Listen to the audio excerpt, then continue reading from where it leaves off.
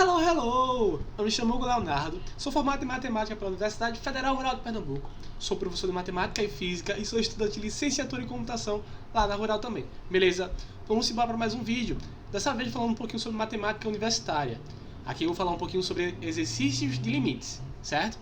Para chegar a assistir esse vídeo, é bom que você tenha um pouquinho de conhecimento sobre matemática discreta, né? Sobre exercícios de provas. Eu vou colocar na descrição do vídeo os vídeos sobre provas matemáticas para você dar uma olhadinha, certo? Além disso, é bom que você tenha o conhecimento básico sobre conjuntos, certo? Então, simbora pro vídeo? Vamos pro outro slide? Uou!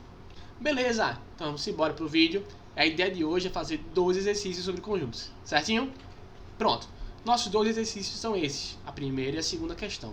Você pode observar que tem vários símbolos aí. Então, para solucionar, para facilitar a sua interpretação desses quesitos, eu trouxe algumas definições fundamentais que serão necessárias para a nossa explicação desse exercício. Então, massa! Quais são as definições importantes? Primeiro, a união de 2 conjuntos. Eu digo que vou definir a união de 2 conjuntos como um conjunto A, esse Uzinho, B, a união B, formado pelos elementos que pertencem a, pertencem a B ou pertencem aos 2 juntos, certo? Ou seja, a gente vai escrever como x pertence à união B, então x pertence a A ou x pertence a B. Perfeito? É bom você entender essa notação que a gente vai utilizar bastante nos nossos exercícios. A segunda definição, interseção de 2 conjuntos. Eu vou chamar a interseção de 2 conjuntos como A, Uzinho de cabeça abaixo, B, e esse conjunto vai ser formado pelos elementos que pertencem a A e a B ao mesmo tempo. Perfeito? Como é que vai ser a nossa escrita? X pertence a A interseção B, então x pertence a A e x pertence a B, certo? Ao mesmo tempo. Vamos para a terceira definição importante, a diferença de 2 conjuntos.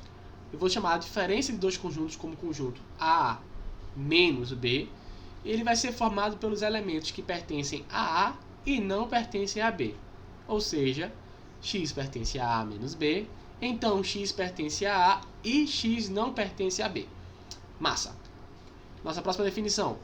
A gente vai dizer que dizemos que A é subconjunto de B quando todos os elementos que tiverem em A também vão pertencer a B. A gente vai chamar de A, um Czinho, B. A boca do C vai ser para o conjunto maior, certo? Massa! Ou seja, se A é subconjunto de B, então, se você vai ter um elemento em A, esse elemento também vai estar em B. Massa? Falta mais algumas definições.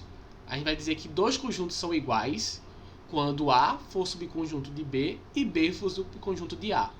Certo? Então, se a gente tiver aqui A igual a B, então A vai ser subconjunto de B e B vai ser subconjunto de A. Massa? E a última definição, mas não menos importante, é o conjunto das partes. O que é o conjunto das partes? Vai ser o conjunto formado por todos os subconjuntos de um conjunto. Ah, meu Deus, como assim? Vamos dizer que esse conjunto A vai ser 1 e 2, certo? O conjunto das partes vai ser formado por 4 elementos. Vai ser formado pelo conjunto vazio. Então, o conjunto vazio é um elemento do conjunto das partes. O conjunto que só tem o 2 também é um elemento das partes. O conjunto que só tem o 3 também é um elemento do conjunto das partes. E o conjunto que tem o 2 e o 3 também é um elemento do conjunto das partes. Certo? No conjunto das partes, todos os seus elementos são conjuntos. Massa? E como é que vai ser escrito? Se K é um subconjunto de A, então K pertence ao conjunto das partes. Beleza? Então agora já tem todo o material para resolver nossas questões. Então simbora para resolver nossas questões. Então, ó, prove que se A união B igual a A menos B, então B igual a vazio. Aí, a dica aqui é faça uma prova por contradição. Aí você faz. É o que, doido? Vamos devagarzinho. A prova por contradição, também chamada de prova por absurdo. E como é que é a prova por absurdo? Aí a gente vai negar isso daí. Certo? Vai dizer que isso aí é mentira! Então, vamos devagarzinho. Como é que a gente vai fazer isso aí? Primeiro você vai ter que entender como é que isso se organiza. A gente tem um se, um trocinho, então, um trocinho. Se, então, a gente é uma organização, é uma leitura de uma implicação. É um P, então Q. Se P, então Q. E a ideia da gente é entender quem é P e quem é Q.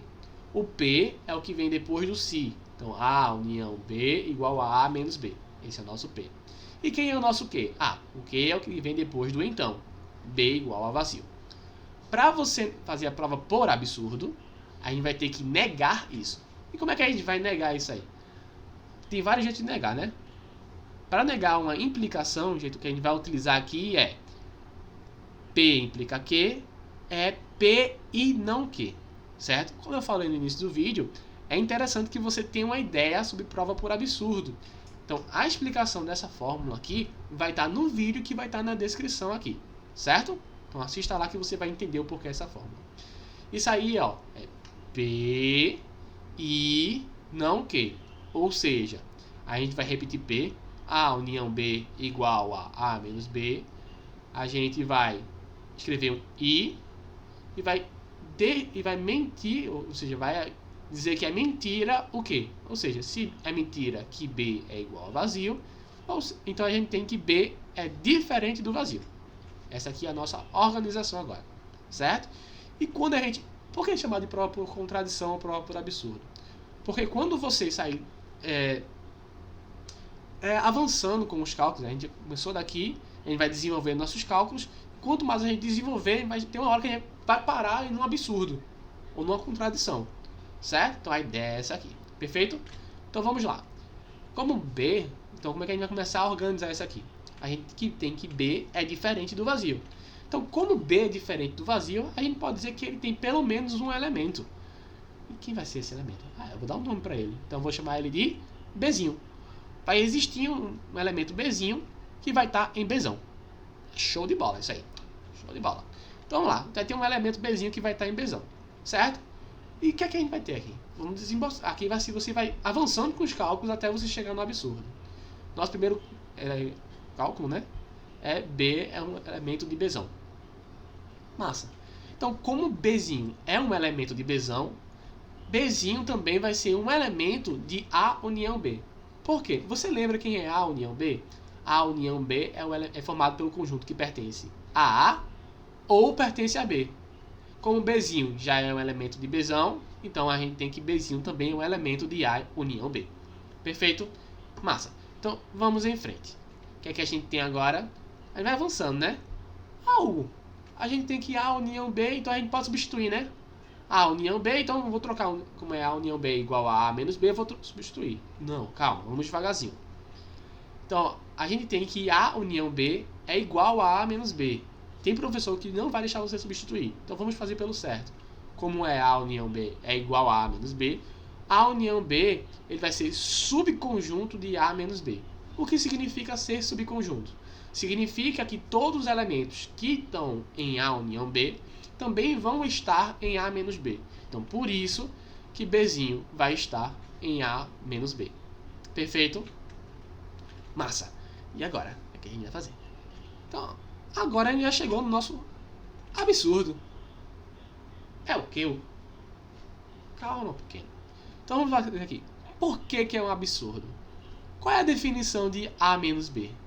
Um elemento vai estar em A menos B quando esse elemento está em A e ele não está em B. E esse é o nosso absurdo. Por que é nosso absurdo? Porque lá no início eu falei o quê? Esse Bzinho ele vai estar em Bzão. E aqui eu cheguei que Bzinho não está em Bzão. Eu me contradisse. Então entrou uma contradição aqui no meio. Então, como a gente entendeu uma contradição, qual foi o motivo da nossa contradição aqui? Foi eu supor que a minha proposição era falsa. Então, por isso que pela prova por absurdo, a gente tem que a expressão ela é verdadeira. Perfeito? Quadradinho aqui mostrando que a gente provou. E vamos para a nossa segunda questão.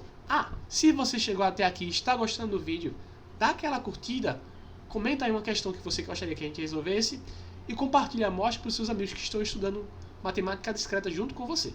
Beleza? Dá aquela força. Brigadão. Então, vamos para a nossa segunda questão. Caso você esteja cansado aqui já, pare um pouquinho o vídeo, vá tomar um copinho d'água, que talvez ajude você. Eu também precisando de um copo d'água. Então, simbora. a gente já provou, a gente vai fazer agora o quê? A gente vai provar que P, conjunto das partes de A, interseção conjunto das partes de B, vai ser igual ao conjunto das partes de A interseção B. Aí você olha e faz, ah, meu Deus, como é que eu faço isso? Calma. Então, ó, a gente tem uma igualdade de conjuntos. Uma igualdade de conjuntos, Hugo. Ó, o conjunto das partes é o conjunto das partes. Então aqui o lado esquerdo é um conjunto. E o lado direito também é um conjunto. Então a gente tem uma igualdade de dois conjuntos. E como é que a gente faz para provar uma igualdade de conjuntos? Ah, muito fácil. A gente vai provar que o primeiro conjunto está dentro do segundo e que o segundo conjunto está dentro do primeiro. Ou seja, o primeiro conjunto está contido, é subconjunto do segundo e vice-versa. Massa! Então perfeito, filé do balacobaco. Então o que a gente vai fazer aqui? A gente tem que provar que 1 e 2 são válidos. Vamos começar provando que 1 é válido. Como é que a gente mostra que 1 é válido? A ideia de você mostrar que 1 é válido é pegando um elemento que está em 1, ou na primeira parte, no subconjunto, num conjunto menor, e você vai provar que todo elemento que está na primeira parte vai estar também na segunda. Filé, não é não? Então vamos lá. A gente vai pegar aqui um elemento que vai pertencer a P de A, parte de A interseção parte de B, e vai mostrar que ele pertence também ao conjunto das partes de A interseção B. Ah, Hugo, isso é muito fácil. É só você pegar o vazio, porque o vazio está nas partes de A, está na parte de B, está na parte de todo mundo. Não faça isso. Para você fazer provas matemáticas, você tem que fazer de modo abstrato. Você vai pegar um elemento qualquer. Você não pode escolher um elemento, não. Certo? Porque você também não sabe quem é P de A. Aí você está roubando. Aí a gente vai roubar, mas não tanto. Então vamos devagarzinho. Quem vai ser esse elemento? Eu vou chamar ele de X. Então eu peguei um elemento X que vai estar no conjunto das partes de A e também vai estar no conjunto das partes de B. Perfeitão? Massa! E o que a gente vai fazer? Como o X vai pertencer ao conjunto das partes de A e pertencer ao conjunto das partes de B também, então a gente pode quebrar, né? A gente pode dizer que X pertence a A e X pertence a B pela definição de interseção.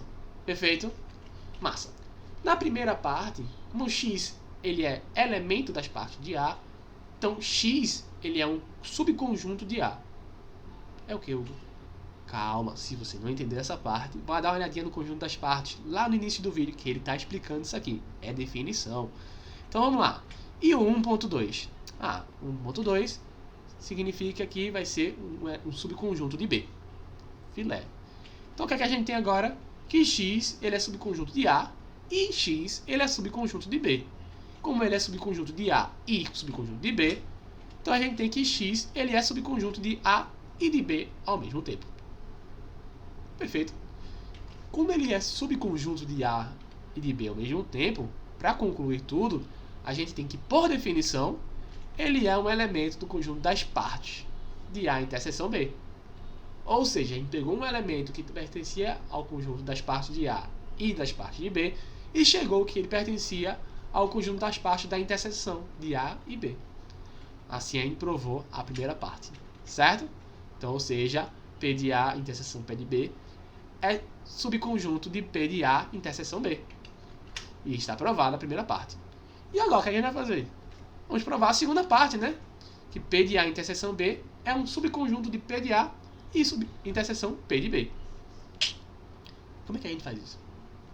Ah, já esqueceu, foi? Vou fazer o mesmo passo a passo que eu fiz na primeira parte.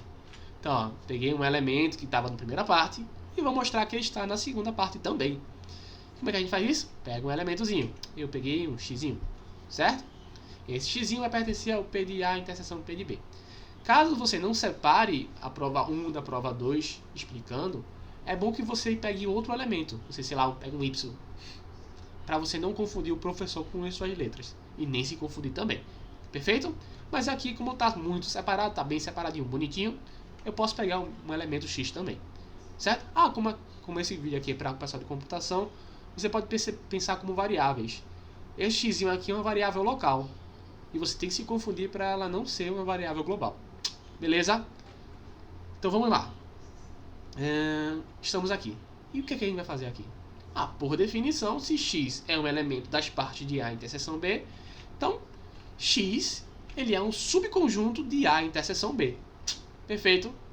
E daqui o que é que a gente faz? você está achando, notando a semelhança com a questão passada, é praticamente fazer de trás para frente. Então, que x é um subconjunto de A interseção B, a gente vai ter que x é um subconjunto de A e x é um subconjunto de B. Perfeito? De 2.1, como x é subconjunto de A, então x é um elemento das partes de A. Como x é um subconjunto de B, x é um elemento das partes de B. Como x é um elemento das partes de A e das partes de B, a gente diz que x, vamos concluir, né? X é um elemento das partes de A interseção B. Ou seja, a gente pegou um elemento que estava nas partes de A interseção B e provou que ele estava nas partes de A interseção parte de B. Ou seja, a gente provou que nossa proposição 2 ela é válida. O conjunto das partes de A interseção B, ele é subconjunto das partes de A interseção parte de B. Perfeito? Para concluir, a conclusão das conclusões, a gente provou que a primeira parte é válida, que a segunda parte é válida, então a gente provou que os dois conjuntos são iguais. Beleza? E era essa a ideia do vídeo de hoje. Vamos mudar nossa página, nossa face, para nos despedir. Hello! Eu me chamo Hugo Leonardo, sou formado em matemática pela Universidade Federal Rural de Pernambuco, sou professor de matemática e física e sou estudante de licenciatura em computação lá na Rural também. Beleza? Vamos embora para mais um vídeo, dessa vez falando um pouquinho sobre matemática universitária. Aqui eu vou falar um pouquinho sobre exercícios de limites, certo? Para chegar a assistir esse vídeo, é bom que você tenha um pouquinho de conhecimento sobre matemática discreta, né? Sobre exercícios de provas. Eu vou colocar na descrição do vídeo os vídeos sobre provas matemáticas para você dar uma olhadinha, certo? Além disso, é bom que você tenha o conhecimento básico sobre conjuntos, certo? Então, simbora pro vídeo? Vamos pro outro slide! Uou!